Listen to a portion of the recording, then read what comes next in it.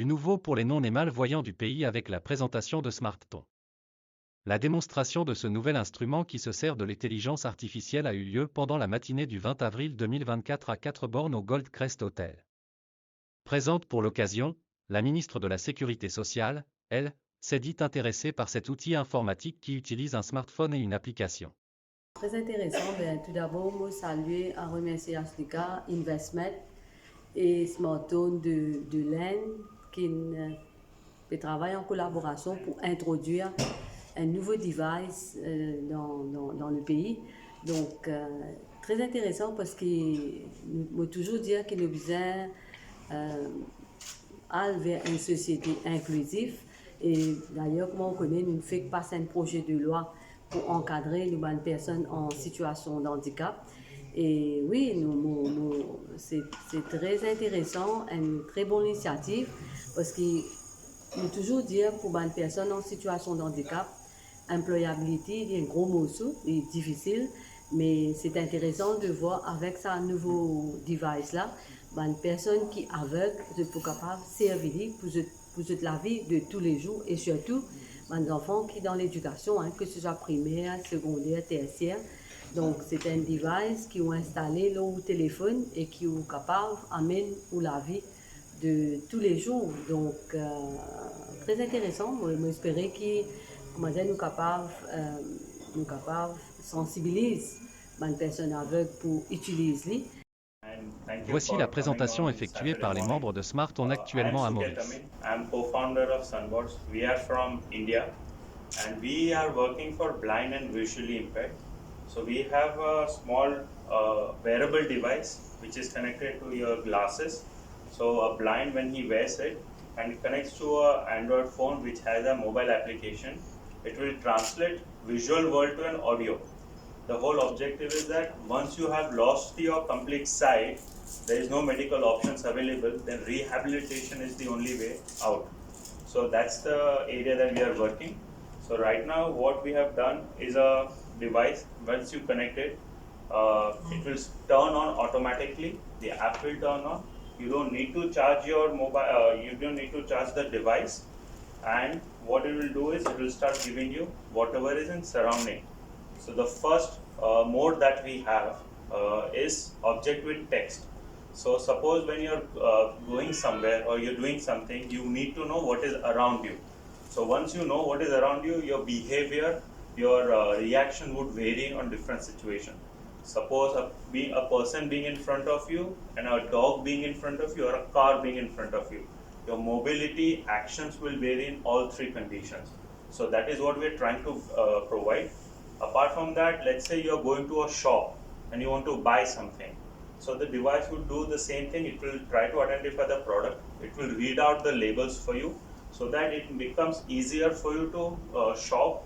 You don't need someone's help to do that activity. So that is the objective that we have with that. Then it goes, we are going to pay for it. So it's sometimes difficult for a blind to know which currency is giving and what he's getting back from the shop type. So that also can be done with our device, that it identifies the currency note, including the Mauritius currency. Then he goes to a school. Then studying is very big challenge for the blind or a low vision person. So what we try to do is get him access to digital also and physical documents. So anything that is printed, he can simply hold in front of him, select the read mode, and it will take a photo and describe that into an audio. While it's describing in audio, there is an option for you to play, pause, forward, reverse, and save that same content for future reference. So that capability also we give to the blind. Now another important thing is accessing STEM content. So science, engineering, mathematics was not an option earlier for blind. So now what we're trying to do is give him that access so that that future also it can be there. So what we do is anything that is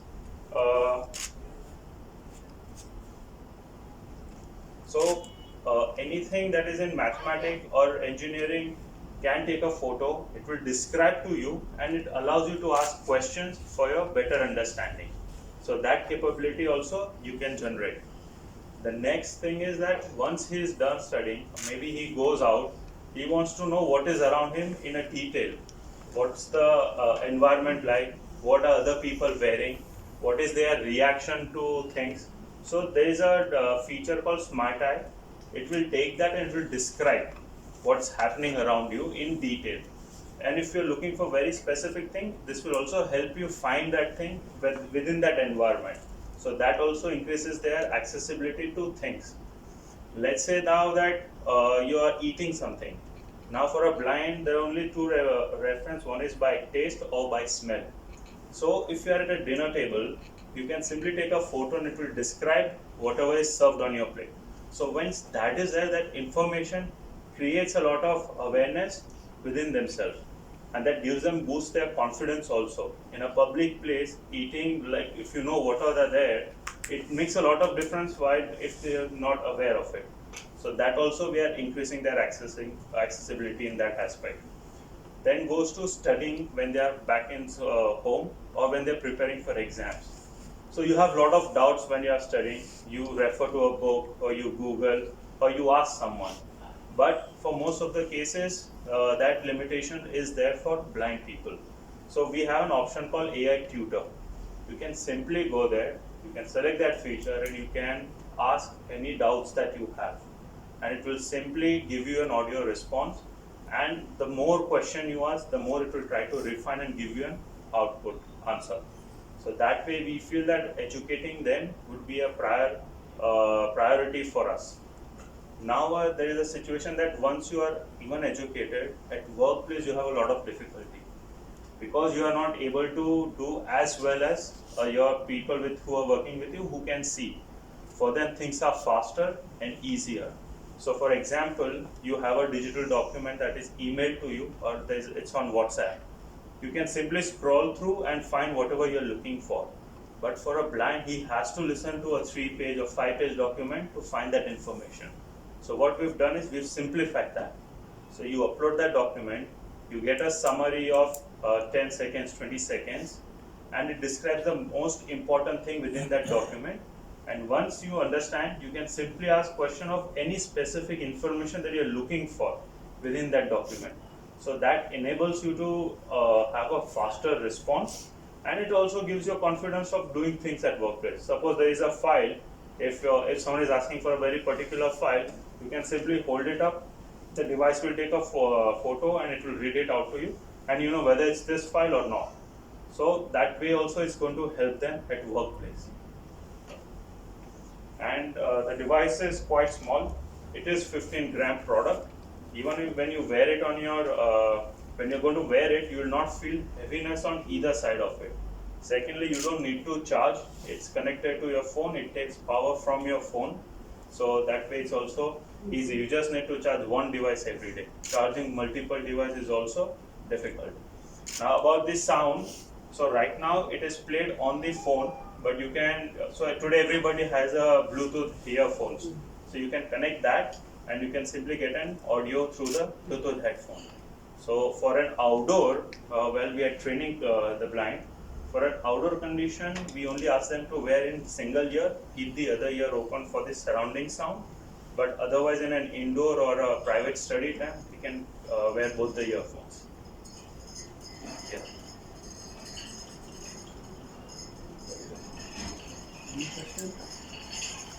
One question, let's say a person is eating. So can this device catch the, when someone is blind, he is under for the dinner.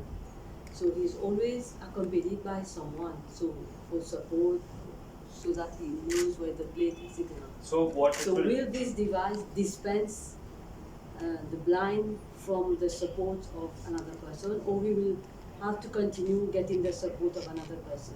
So the support will drastically come down. So let's say today morning you wake up.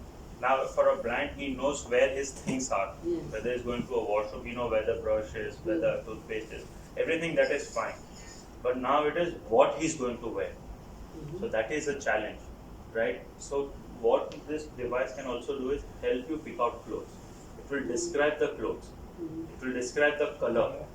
So all that it will describe, and what that happens is that it builds confidence in me. No, he will have to take a picture first. Yes. If he doesn't take the picture, No.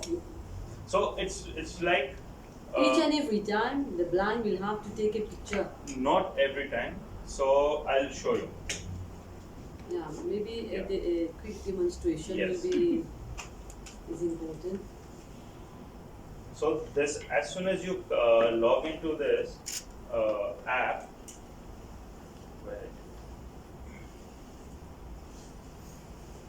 Person right, person left, desk center. so Detected text. Dha. in this mode, it Person takes left, image person automatically. So identifying different Person objects. center, person left. Even let's say he's holding a bottle. Person left. Detected text. Crystal. He can read basic things. Person center, container While like right. he's going to a shop, he doesn't have to do anything. He just has to hold it in front. It will read automatically. Detected text. But those 1 liter. very specific information, 18%. that he needs, for that he needs to do. Suppose let's say for reading a document, this is a basic Person text that right, you are furniture accessing. center. But if you are looking to read a document, then what you may need to do is, yes. Okay, I've set it up. So there are two ways of doing switching between the modes. One is either you select from the phone app. The other is by holding your closed hand in front of your face, the camera will detect and it will switch. So you don't have to necessarily press the button. You can simply hold it in front and it will change to that mode and it will take a photo. How much time it takes to adapt to this? Let's say someone is blind and he start So generally, decision to start using it tomorrow morning. So is there any period Yes. of adaptation? so it's mostly dependent on individual's capability, Yes. but it would range from Roughly. 5 days to 20 days depending on the age group and how well they Yeah. understand technology. Young will pick. Will be easier. faster. Yeah. Yes. If a person can't use a mobile phone, So generally, I think in an NGO they give a training on using the phone in an accessible mode. So it's a talkback feature where First of all, you will have to learn how to use the phone. and I think almost all must be using the Yes, phone in a yes. talkback. talk back. Yes. Maybe you can have a view of Mr. Morgan. He has used it with a blind. Yes. Yes, I have used it. I have made a work at a school for the blind. How many months you are using this device? Oh, we have, let's say, I guess October, since October. Yeah. Since October. The device was with him since October. And now. has your life been improved? Not even me. As a teacher, I teach blind. Yes. Okay. I make my students to read their own notes. They can with this? They read. Mhm. Okay. Of course, I work with a primary student. Mhm. Okay. They read. I make them working. Okay. When you have object, they can identify. See how blind? The device identifies the object. Object left. Device something right, middle. Okay. There's a door. They know where they need How to. many children are using it now? No, I have one for Only the one device. for Okay. For the clocks. Oh, okay. for the lowest classes. Mm. Well, it will take some time. Adaptation. It will depend on the capability of the student also. Of Yes. course. How much they assess. Depend on the age. And the age If also. If the So- person is young, so he will pick up it easier. So generally we start working from an age group of 14 and upwards because that's when they start using these smartphones. So anyone younger who is good at using smartphone may also try because they have faster adaptability. But generally it is 14, 15 and above we work, and we limit mostly to age of 45 initially because they have a very good adaptability and they're mostly active. Yes. either they are doing a job or they are studying. So they are physically very active, and the utility of this device is much higher in them. Okay. So that is also a very specific area that we focus on. We have the French version as well. Yes, now we also have the French version. Mhm. And we're planning to introduce Creoles. Well, We're planning to introduce Creoles. yeah, I think it will be good. Yes. Is that okay? What Yes. about the face recognition now? The face recognition is under development because it has a lot of challenges on accuracy. Because a lot of apps are giving that feature, but they're not very accurate. So what we try to do is not to give a wrong answer. So we try to avoid Right. that, so we You don't take introduce time. that feature. But it can describe the person, as you showed me. Yes, so I will do that. Not only objects, but also people when Volume. identified. Take a new photo. Table lors d'une réunion, l'image non. 5, 4, 3, 2. So what happens is like he's going to a new place unknown, and that's the first time he's going. Then he wants to know what it is like. False. Status code 500. Error. 400 invalide image. You have it in France, in UK, no? No, we've launched in Aucun India, texte trouvé. and now we are. No, is there any other company who have it around the world? MRI. So there is a company called Envision Yes. or CAM. So all they are there in Europe and in US, but the problem is that they are very expensive. So they cost anywhere between $2,500 to $3,000 a piece. So what we focused was that to bring the price down, keep it more affordable, because not many developing nations can afford to have their own product. So they mostly depend on external funding, government, or corporates to donate. So we try to keep the product price as low as possible and give them access, because technology, like I mentioned, technology adaptation is also there, and someone who's donating doesn't know whether that product will be used or not. So they don't want to donate expensive. So our objective was that we give something low cost but effective, let them use it, and then in future we can always upgrade them to a higher technology product. So right now this is a base product with a wire, but we are also in process of making this a wireless product with a battery in it.